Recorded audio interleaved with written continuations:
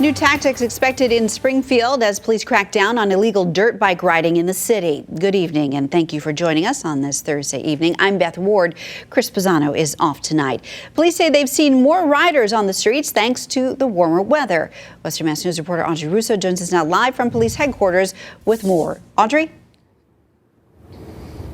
Springfield Police say that the cornerstone of this issue comes down to disrespect. And they say they've seen similar dangerous behavior from bicycle riders in addition to dirt bike riders. They say their new tactic to curb this behavior comes down to confiscating the bicycles and finding out where the dirt bikes are being stored. From last spring through the end of the year, there was about 700 calls from the public about the dirt bikes. So it's a quality of life issue that is, if not number one of the top that our public continues to ask us about. Springfield Police spokesman Ryan Walsh says they've tried a number of tactics to curb illegal dirt bike riding. He says they now plan to use undercover vehicles and motorbikes to track the riders.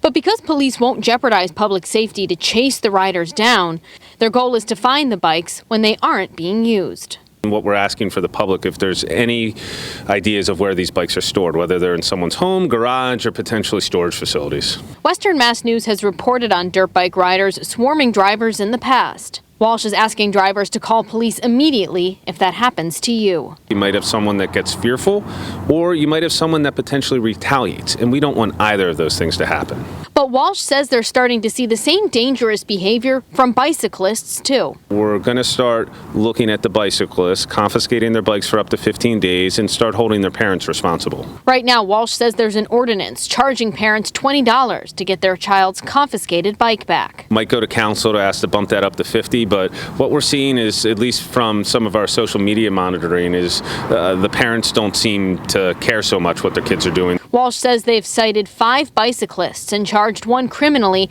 after this incident where a 15-year-old was seen spitting in the face of a bus driver. Why is the word disrespectful so important to the police department when it comes to this issue? Well, these bicyclists are being disrespectful to our residents, to our visitors, to the people driving. I mean, you see yesterday in that video, you get a kid spitting right in the face of a PVTA bus driver. I mean, that is basically the definition of disrespect right there.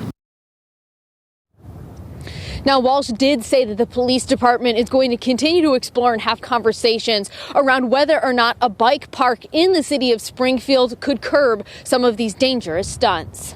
Live in Springfield, Audrey Russo for Western Mass News.